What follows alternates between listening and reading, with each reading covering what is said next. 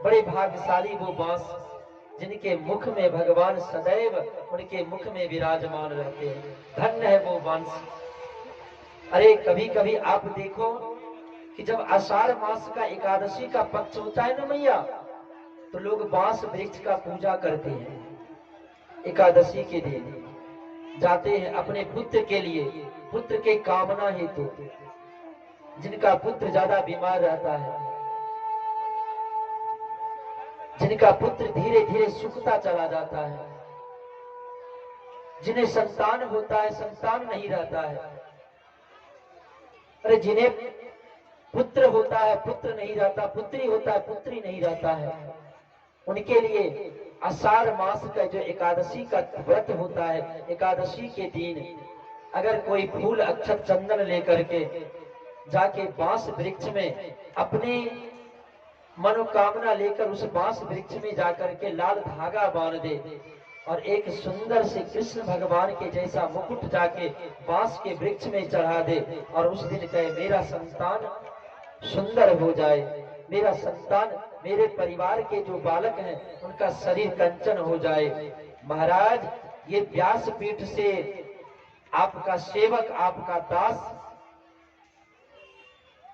ये भगवान के समक्ष आपको ये वचन देता हूँ, आप ऐसे कर्म कर लोगे जब आपके बालक कभी कमजोर नहीं होगा, कभी सूखेगा नहीं। इतनी शक्तियां हैं।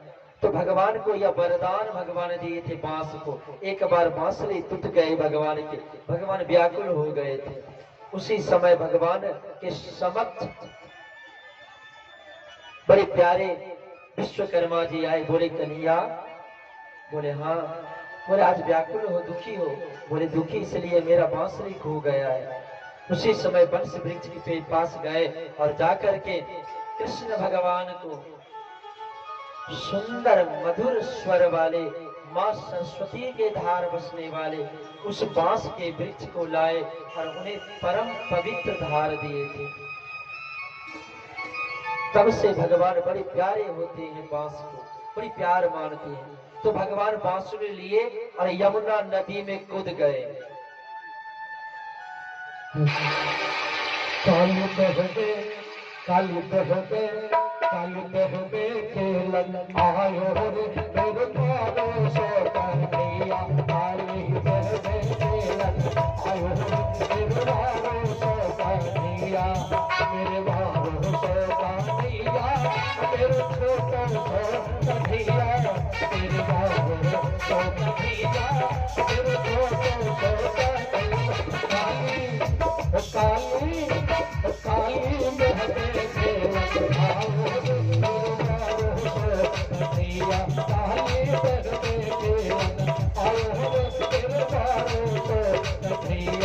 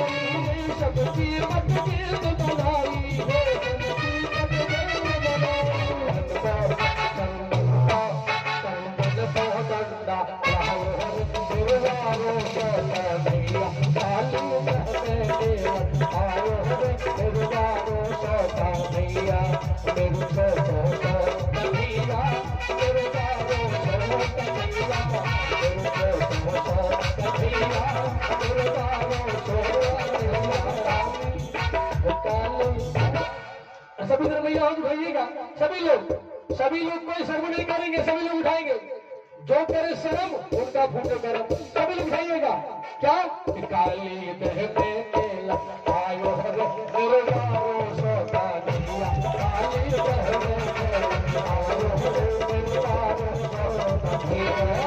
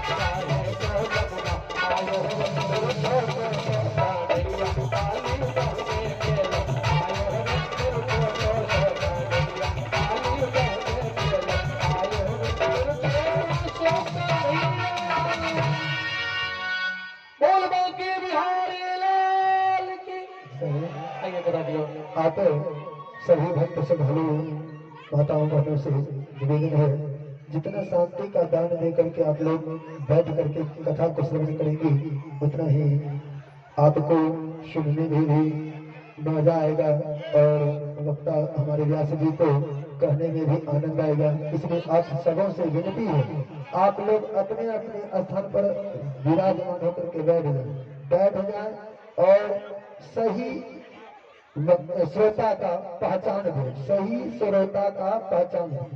श्री राधे बैठिए बैठिए। मैया एक बार बैठ तो जा मैया, बड़ी प्यारी है मैया, एक बार बैठ जा। क्योंकि आप बैठेंगे तो पीछे वाले भी बैठेंगे, इसलिए कि एक बार बैठ जाओ। तो देखो उसी समय जब भगवान कृष्ण जी यमुना में कूदा, इधर कृष्ण जी को यमुना जी में कूदने की खबर सुना ब्रज के सभी वासियों ने। तो जब ब्रज में सभी वासियों सहित नंद बाबा, यशोदा मैया, तो यह खबर सुनकर के नंद बाबा यशोदा मैया सबके साथ दौड़ी दौड़ी यमुना किनारे आई। यमुना किनारे आते ही नंद बाबा और यशोदा मैया अपने प्राण त्यागने लगे। बोले अब मेरा कन्हैया नहीं रहा तो हम रह के क्या करेंगे, मेरा कन्हैया ना जाने कहां चला गया। कन्हैया कन्हैया पूरी ब्रजवासियां कहने लगा। कोई श्रीधामा से पूछता, कोई मुचकंद से पूछता, तो कोई बलदाऊ आए, बोले कन्हैया कब गया पानी में। तो श्रीधामा बोले जानते हो कन्हैया तो गए हुए कन्हैया के आधे घंटे हो गए। बलराम जी तो समझते थे कि यह तो प्रभु, यह तो मेरे कृष्ण तो कोई साधारण है ही नहीं। जब यह बात नंद बाबा सुना, यशोदा मैया सुनी, तो दोनों व्याकुल हो गए, दोनों रोने लगे और उसी समय यमुना में अपने प्राण त्यागने लगे। तो ब्रजवासियां उन्हें समझाए, बोले नंद बाबा आप हौसला रखिए, मेरा कन्हैया का कुछ नहीं होगा, मेरे कन्हैया को कोई कुछ नहीं कर पाएंगे। तो यह बात सुन करके नंद बाबा यशोदा मैया भगवान कृष्ण की याद में श्री हरि भगवान को ध्यान करने लगे। बोले हे प्रभु अब आप ही बचाएंगे मेरे कन्हैया को, क्योंकि मेरा कन्हैया तो ब्रज के प्यारे हैं। यमुना नदी में जब कूद कर प्राण को त्यागने लगे, तभी बलराम जी ने सभी को समझाया। बलराम जी बोले अरे यशोदा मैया, नंद बाबा, अरे आप क्यों व्याकुल होते हो, मेरा कन्हैया को कुछ नहीं होगा।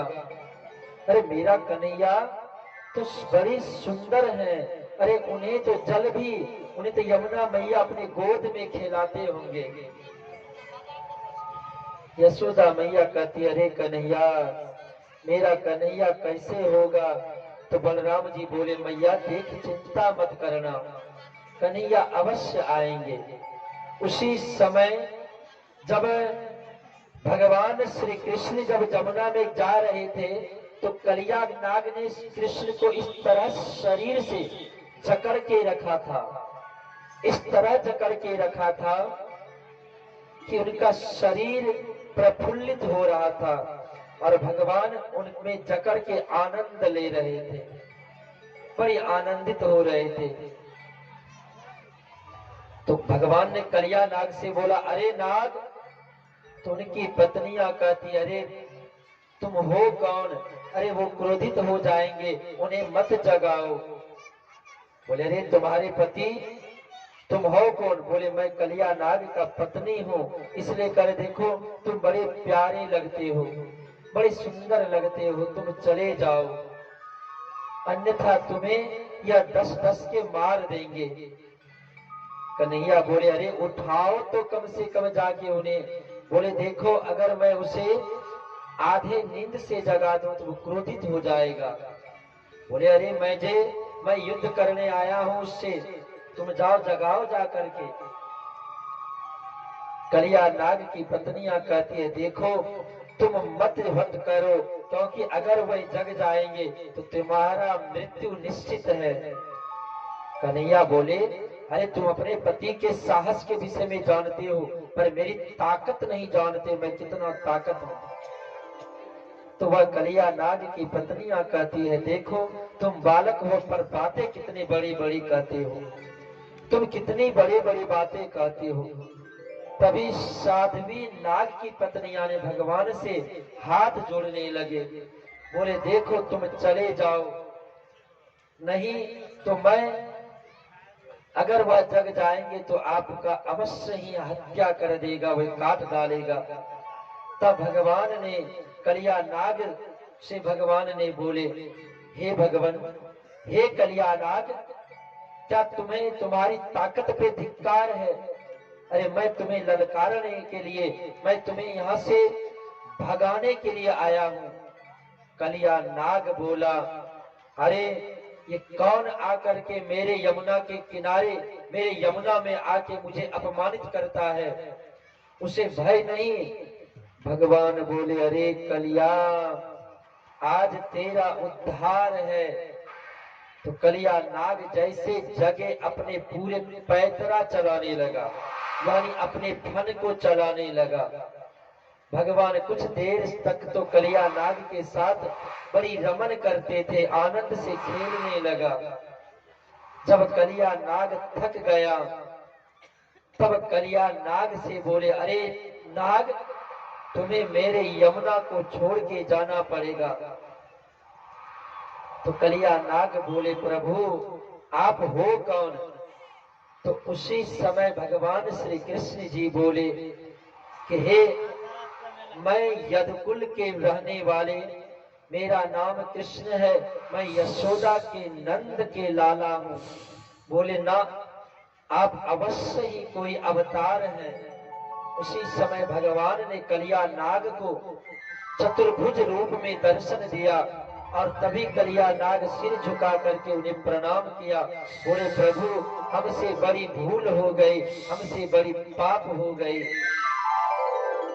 उसी समय भगवान ने कलिया नाग के माथे पर जब सवार होने लगा तो उसकी पत्नियां बोले प्रभु पहले मैं जहां भी रहता हूं वहां जाकर के गरुड़ मेरा मार डालता है, मेरा वंश को, इसी भय से मैं जाकर के यमुना के नदी में छुपा था। हे भगवान अब आप ही बताइए मैं कहाँ रहूं? उसी समय भगवान श्री कृष्ण जी ने कलिया नाग के माथे पे नाचने लगे। नाचते नाचते कलिया नाग बाहर लेके आए और कलिया नाग को बोला जा, आज से तेरे माथे पे मेरा चरण पादुका को देख करके जो भी देखेगा वह गरुड़ तुम्हें देख करके तुमसे मित्रता कर लेगा। इसलिए करके तो निफिक्र निर्भय होकर के तुम जाओ और जा करके अपना बसर समुद्र में जा करके करो, जहां पर तुम्हें कोई परेशान करने वाला नहीं होगा। उसी समय कलिया नाग अपने परिवार के साथ अपनी पत्नियों को साथ लेकर भगवान का ध्यान करते हुए किस प्रकार कि सीताराम सीताराम सीताराम कहिए, चाहि विधि राखे राम, ताहि विधि रहिए। बड़े प्रेम से बाबा सब हाथ खोल के कहेंगे क्या? सीताराम सीताराम सीताराम कहिए, चाहि विधि राखे राम, ताहि विधि रहिए। सीताराम सीताराम सीताराम कहिए, चाहि विधि राखे राम, ताहि विधि रहिए। सीताराम सीताराम सीताराम कहिए, चाहि विधि राखे राम, ताहि विधि रहिए। सीताराम सीताराम सीताराम कहिए, चाहि विधि राखे राम, ताहि विधि रहिए।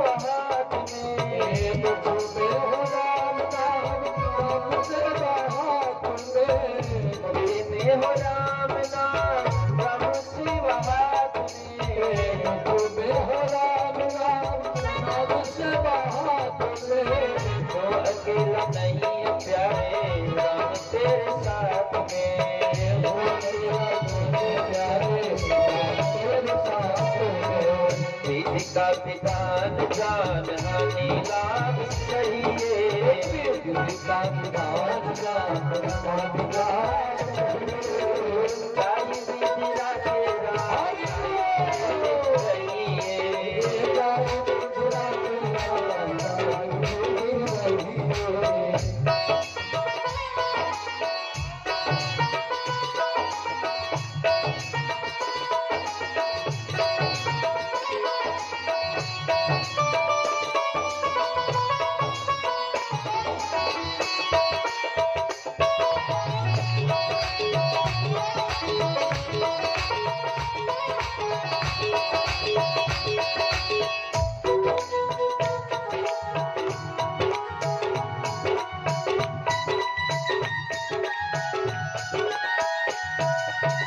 किया अगर अभिमान तो मान नहीं पाएगा, अभिमान तो फिर मान नहीं पाएगा, किया अभिमान तो फिर मान नहीं पाएगा, किया अभिमान तो फिर मान नहीं पाएगा, होगा प्यार वही जो मेरे राम जी को भाएगा, होगा प्यार वही जो मेरे राम जी को भाएगा, भले आशा त्याग शुभ कर्म करते रहिए,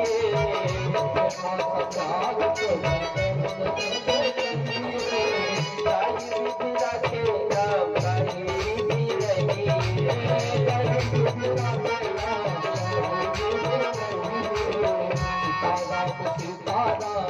सीताराम कहिए जागी सुंदरा के राम जागी रहिए,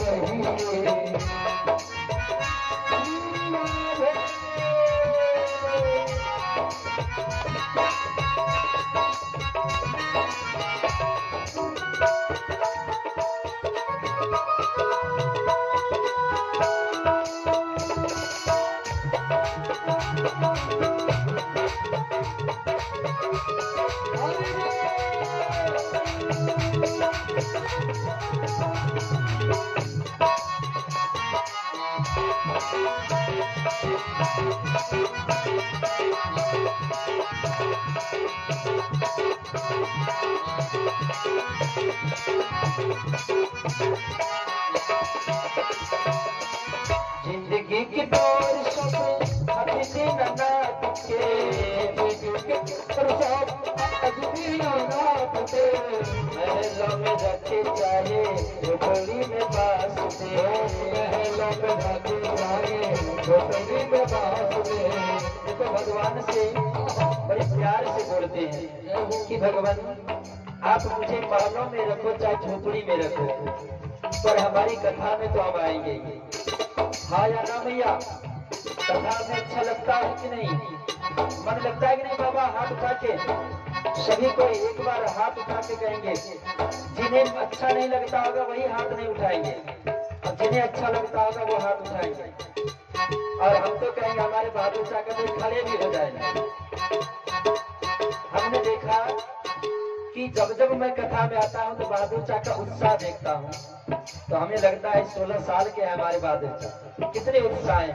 ऐसी होनी चाहिए भक्ति, ये होती है भक्ति। क्यों? कि उन्हें कुछ भी चीज की चिंता नहीं रहती है, लगे रहते हैं। सभी माताओं का आग्रह है कि खड़ा होकर ताली बजाएंगे। सभी माता बहनों से आग्रह है, भाई बंधुओं से आग्रह है कि खड़ा होकर ताली बजाएंगे, खड़ा होकर के।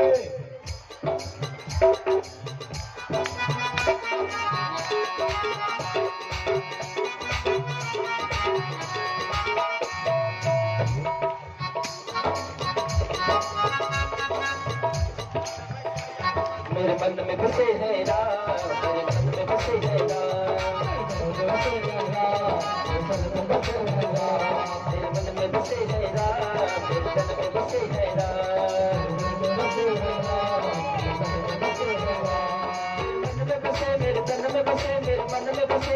मन में बसे हृदय में बसे श्री राम, मेरे मन में बसे है राम, मन में बसे है राम, मन में बसे है राम, मन में बसे है राम।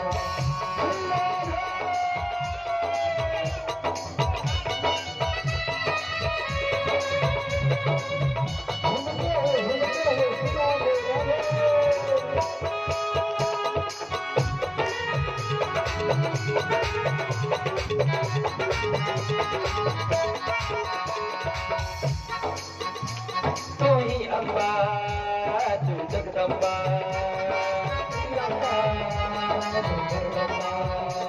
तू ही मैया शेरा वाली,